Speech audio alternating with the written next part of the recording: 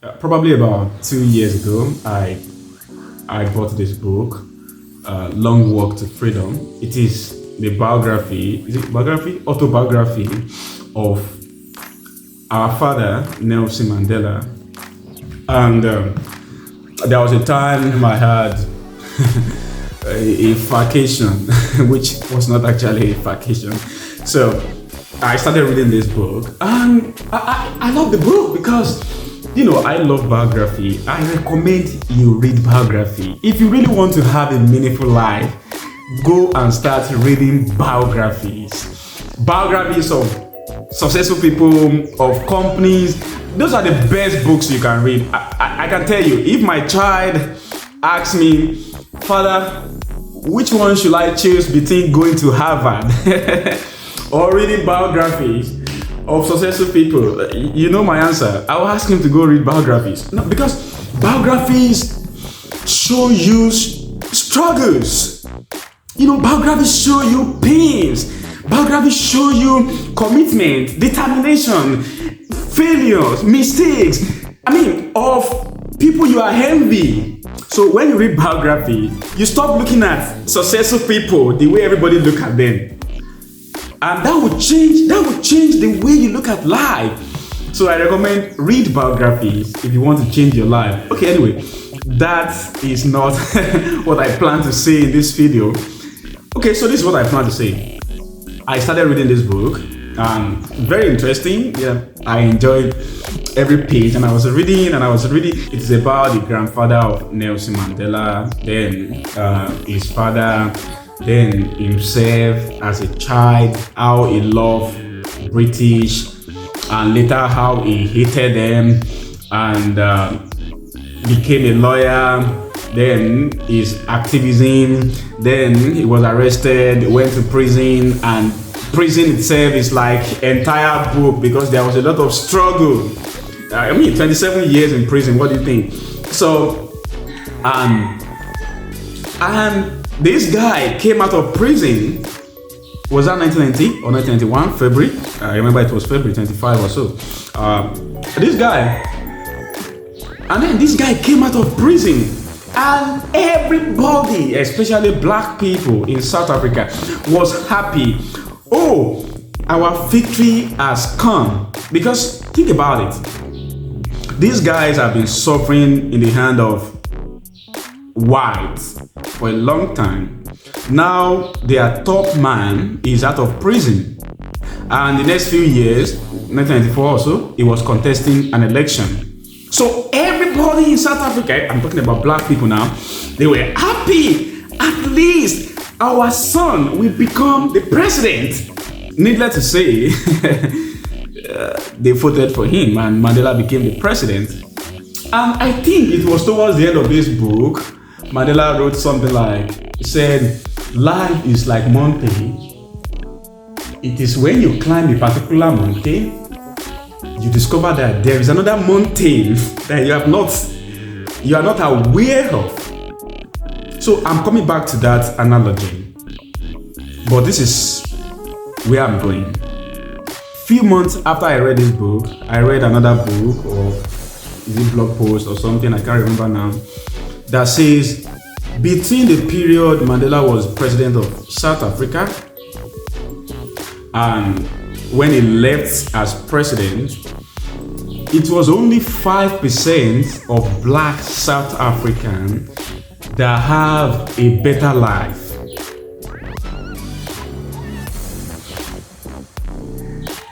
What does that tell you about politics and political leaders and promises? Okay, so this is it. The number one lie politicians love to tell us is that our problems are simple. Politicians love to simplify the problem of their country. For example, if the problem of your country is insecurity, then the next guy that is contesting an election will talk to you as if you can vote for him, in 3 weeks, he's going to solve all the problem of insecurity in your country. I remember I remember in which year was that? The governor of my state, Aregbesola, if you're in Nigeria and you know him, he's now a minister. The governor of my state, when he was contesting an election, and one of his campaign was, if you can vote for me, I am going to employ 20,000 youths in 100 days. I remember that very well because I argue with people about it. I said, no, that is not possible because you don't employ people except you build a business. And you don't build business in 100 days. And even if you talk about building business, this guy cannot do it because he's a politician. You guess what this guy did? After he became governor, he hired the graduates and asked them to be sweeping the streets. And that is job for him. So politicians love to make our problem seem as if it is so simple. But if you have studied some history, then you will understand that human problem is very, very, very, very, very complex. Like, I'll give an example. I like example.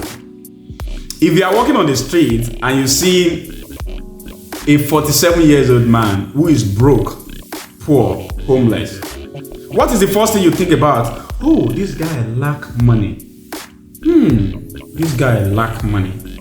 Do you really think it is money this guy lack? Okay, if you think it is money this guy lack, go and gather 100 people who are in the same position and give them $300,000 each. $300,000 each.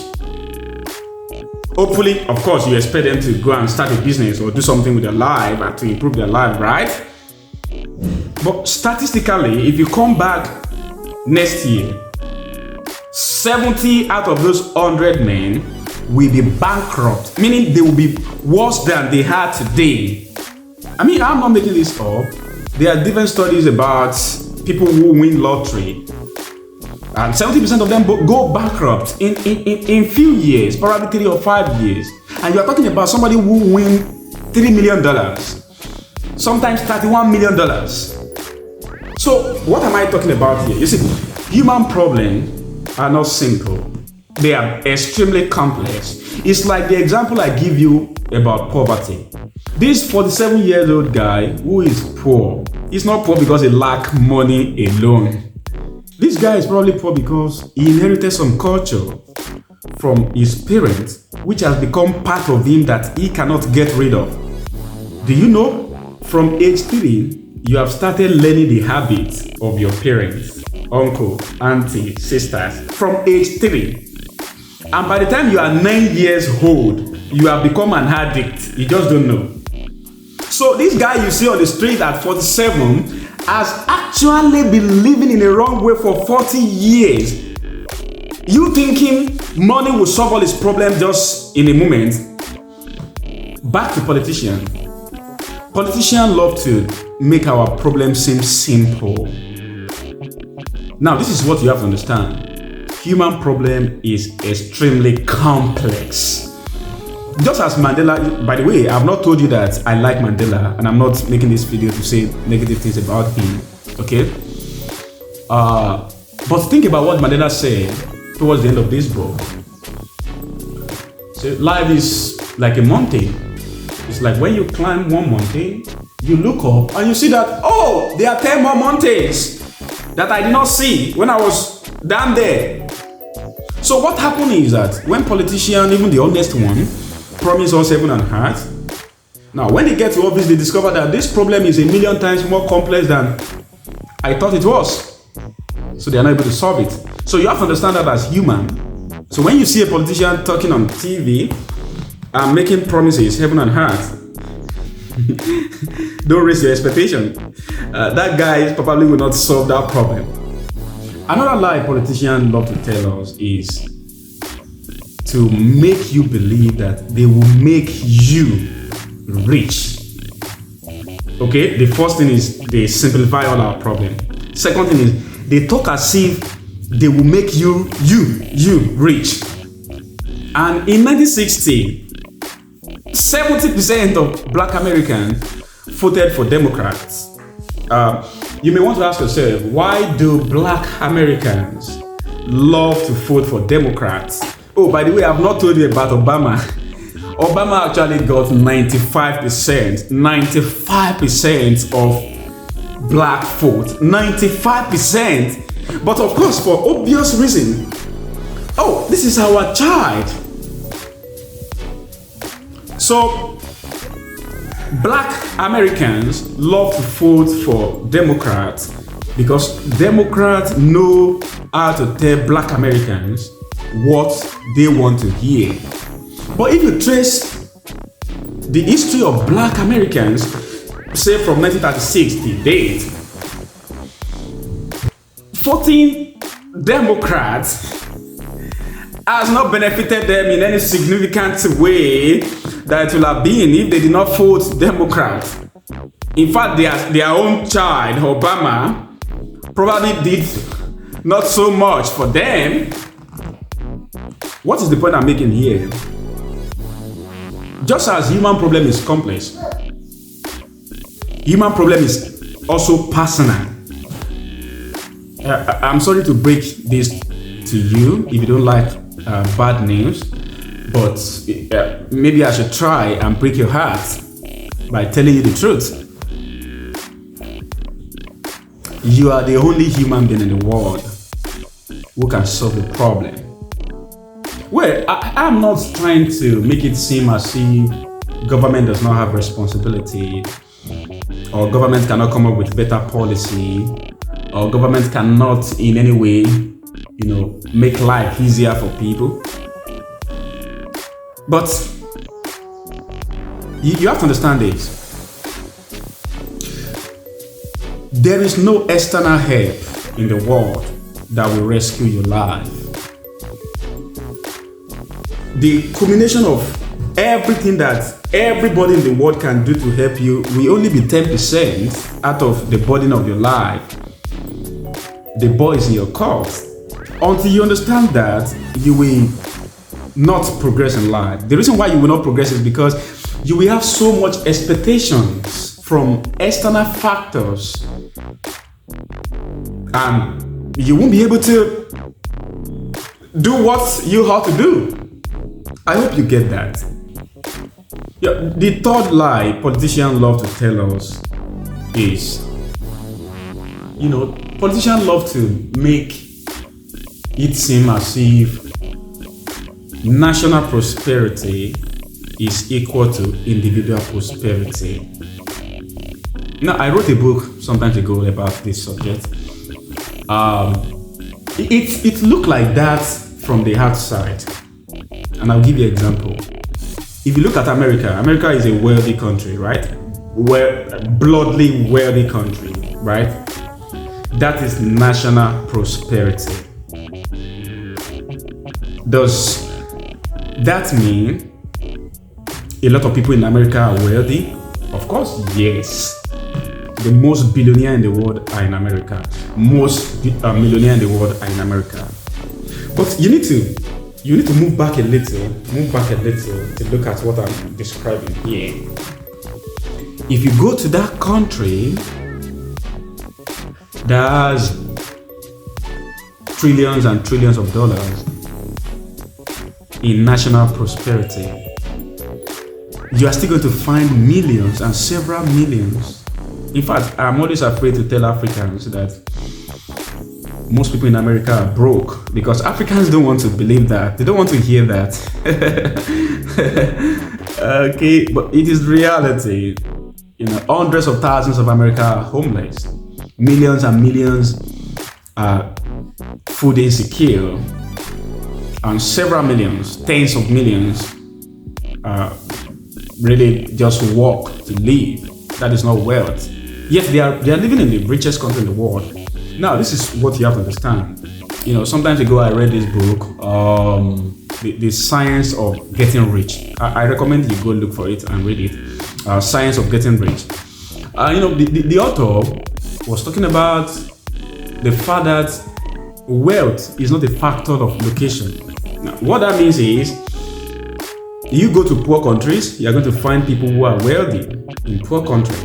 Go to rich countries, you're going to find millions and millions of people who are broker than brokers, who are as broke as brokers. So this is the point. You have to understand that there is difference between national prosperity and individual prosperity, which in a simple language, it simply means that your country become rich does not mean you will become rich. Or that your country is poor does not mean you are destined to be poor. So, politicians talk about policies that may end up making the country better. But they somehow want you to hope that that will make you or your life better. But that is not true, except you do what I recommend in the previous point. You take charge of your life. Again, I recommend you read this book and other biographies of people you really love and admire. It will change your life because you will stop seeing the world the way you are seeing the world now. You will start seeing the world from the perspective of the struggles and the fights and the persistence and the war that successful people go through before they achieve success. So you prepare yourself because you know that is the formula. You prepare yourself to do what they do. So let me round up this way. First, when next you hear a politician oversimplifying a problem, you have to understand that human problem is complex. And that guy does not know what he's talking about. Second, whenever you hear a politician talking as if he is talking to you, as if you can vote for him, it will change your life, you have to understand that the boy is in your cult. Nobody changes anybody's life, not even a father to son. Okay? You have to hold yourself accountable. And third, you have to understand that national prosperity is different from individual prosperity. If you like my rant, then you might want to read my book. So check some of them.